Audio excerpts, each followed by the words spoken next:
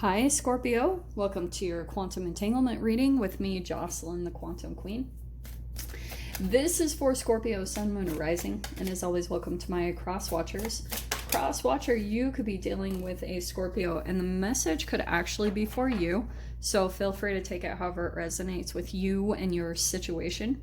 Keep in mind that these are general and timeless readings, and if you guys are wanting to book a one-on-one reading, my information is down below in the description box, but they did fill up quickly, so I will let you guys know when they open back up again. It'll probably be in another like 2 to 3 weeks. And as always, just wanted to say thank you for liking, subscribing. Thank you for all the good karma donations. And I was just going to let you guys know really quick, I'm going to be making some changes to the channel. They're pretty huge. It's going to take me a little bit of time to put it together, but I'm planning to roll some things out within the next like 2 to 3 weeks. So just prepare yourselves, because I'm super excited to kind of show you what I've been working on behind the scenes. That's why I haven't been super active on my social media, because I've had a lot of other stuff going on. So, Scorpio, first card you have out, Two of Pentacles. Actually, what I'm getting from this is that you're probably juggling a lot right now, you know, like you're kind of having to make decisions pretty quickly, just because of the amount of responsibilities or things that are going on in your world, like that you're just trying to be stable through some fluctuating circumstances. And you have, clarifying those two, the Empress and the King of Pentacles. So you could be dealing with an Earth sign, a Capricorn, Taurus, Virgo here, but there's two people definitely here. Now, the other side of this could be that you're dealing with a juggler, okay? That's possible, like someone that is kind of indecisive about maybe committing or something along those lines. Let's dive in. We've got the King of Swords. So it's a lot of masculine energy. That's crazy. Man, the Kings have been popping out like crazy, but... And then the Eight of Swords overhead, so really over-analyzing something about some type of communication that came in. We have the Page of Wands. Lots of people here, so it could be a fire sign, Aries, Leo, Sag. In the past, we have the Nine of Wands, maybe feeling a bit burnt out, or you were losing energy. The next best thing, we've got the Ace of Pentacles, so that's freaking bomb. There's a new door opening or something. Knight of Wands is in the fear position. Strength is the King of Pentacles. Wow, so 3, and no, it's the King of Pentacles again. So for the second time, and the Seven of Wands is coming out in your mind. Scorpio, what is this? And your final outcome is the Nine of Pentacles. Yeah, that's one of my favorite cards. The Nine of Pentacles and the Empress card are they're similar in a lot of ways, but I'm going to dive into the details of this, okay? So, what I'm getting, Scorps, is that you get all up in your head when it comes to a particular connection, or there's someone that you still kind of feel stuck to. But it's just because you're overanalyzing certain aspects of it. And I think it's because you really get into your head about... Oh, Scorpio, this is crazy. So the Empress card is a very motherly energy. And then the King of Pentacles, that could be, like I said, an earth sign. So you could have someone that's coming towards you, but there's something where you're the more of the nurturing one. In fact, in a really weird way, you might... Oh my gosh, I'm actually seeing this. You actually remind this person of their mother a little bit.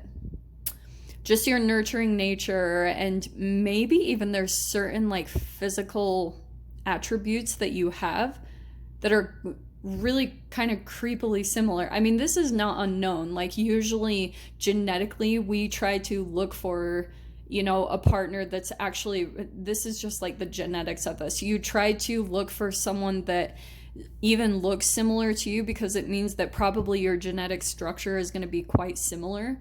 But that's the interesting thing that I want to dive into, because I think with the Knight of Wands, there's something about like that whole dynamic of choosing what's known or what you're normally attracted to or something typical that turns into a family trauma.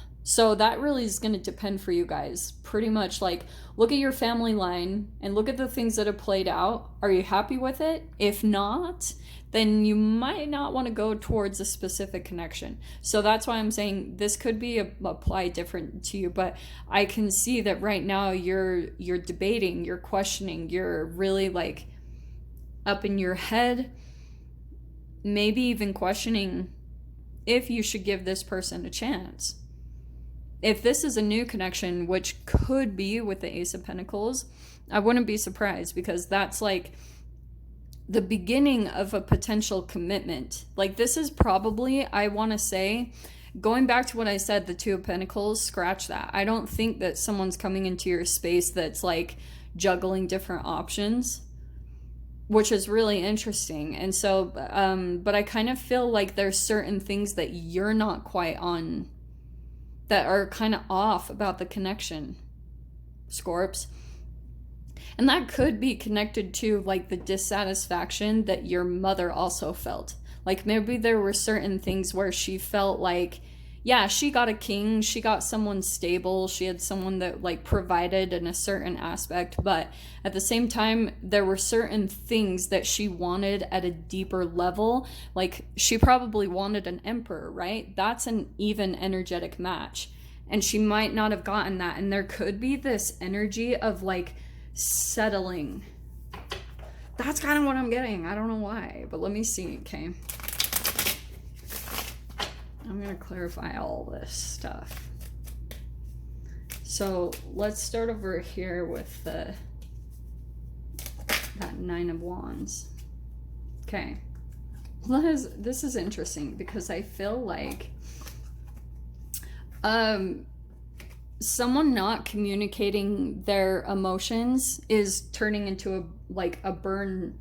It's a burden. It's burning you out in a way, because, and I don't think it's necessarily, there could just be something about that you have to chase down their emotions or kind of like figure out what's happening. And that maybe what gets you up in your head, because you feel like, and maybe there's a certain part of you, because that person holding back on their emotions gives them a certain amount of control, and it possibly like keeps this energy kind of stagnant between the two of you as far as moving forward, okay? Because this is upside down, so any type of new opportunities that are coming into your life, you're not even able to see or take a look at, because you're so up in your head about this connection and what's going on with this other person emotionally, because they're just pulling back on that so much. Look at this. Wow. Okay. Well, these are all coming in upside down. And so this is what's fascinating. Like when you get all up in your head, it releases all these brain chemical releases and more negative ones. So you guys know I always say it cuts off your connection to the universe when you start doing that. So that's why I'm saying that specifically, because you don't have clarity in that moment. You're not able to see like directions that you need to go in, especially for you guys that feel stuck or like you can't move forward. It takes all the love out of the connection. So that's the fascinating entanglement. Look how Knight of Cups is upside down and the Ace of Cups. So this means that you also fall off track with even taking care of yourself, because then a part of your mother wounds and like the feminine wounded energy that's run down your family line is that the emotions, and it's kind of like that caretaking, like all of a sudden someone else's emotions become more of a priority, and then you lose track of yourself. Then you lose track of taking care of yourself, because this combo right there, that's like self-love. That's taking care of yourself and your needs. And I feel like that's the pattern that it falls into whenever you start trying to figure out like what's going on for this person. So isn't this interesting? So look at, you have, this is so cool. Actually, okay, these are coming in upside down. So you have this new kind of energy coming into your life, whatever that is for you. You guys might be like moving to a new house, moving to a new job. There's something tangible about new coming into your life, and it's for stability, right? It's going to set foundations in your life. This is a wish fulfillment. it's about on the way. So I feel like this is fascinating, because I feel like this new door opening, yes, it's going to be a wish fulfillment, almost like for a time being. And then you're going to be rebuilding, because you're going to come to the realization that there's actually certain aspects about even this situation that aren't quite fulfilling you emotionally to the extent that you could. It's not that you're picky or anything. It's just that you're like, well, if I created this, you know, it's not about not being grateful. Like, definitely have gratitude for whatever this new thing is that comes into your life. But I feel like what's going to happen is this is kind of like a progression of, you're going to get to this new thing. It's going to be great, but you're moving to the 10. That's why it hasn't really come in yet. Your emotional fulfillment, your highest like vibrational aspect of yourself, right here, you'll be working on getting there. So this is like a stepping stone a little bit to where you're going to be moving to, okay? You have the Death card. Wow, okay, these are intense. So there's your Queen of Pentacles. Oh, shit. Okay, I love this because, let's pull your final outcome. All these are upside down. So we have the Chariot card. This is really interesting. Death card to the Knight of Wands. So either a person, this is either a person in your life or an energy about you that's a little bit back and forth to committing to yourself on something, which is why you'll usually attract someone who's in and out. Okay, you guys are vibrational reflections of each other, just in different aspects and areas of your life. That's coming to an end, because once you start, I feel like this Ace of Pentacles is probably going to ground your energy in some way, shape, or form. And that's going to bring some focus into your life, into committing to the transformations that you want to see happen for yourself. So Queen of Pentacles is coming in with this King of Pentacles. I think that there's potential for commitment here with you and a particular person. Like every time, the Queen and King of Pentacles have been popping out like crazy today. And so, Scorps, I almost feel like there's either someone in your life or there's someone coming into your life that's going to be an aspect, and it could come in romantically or just as a casual acquaintance. Either way, it's going to be, pay attention, because it's going to be certain, like, it's a reflection of certain things that you've been desiring for yourself. So pay attention to what that is for you. And I feel like what's happening in your mind, this has been coming out a lot lately. You have the Seven of Wands and the Devil card.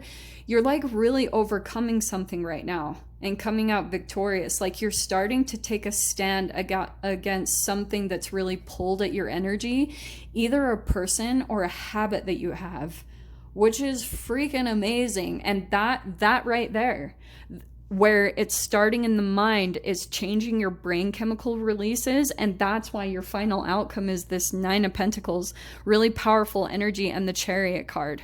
It's upside down, but to me, the Nine of Pentacles, I feel as though there's going to be a little bit of like you moving into your independence. Some of you could be starting a business, but the Chariot card means that it's that path, you're going to be doing that for a little bit of a period of time, and then it's probably going to bring in travel or movement or relocation.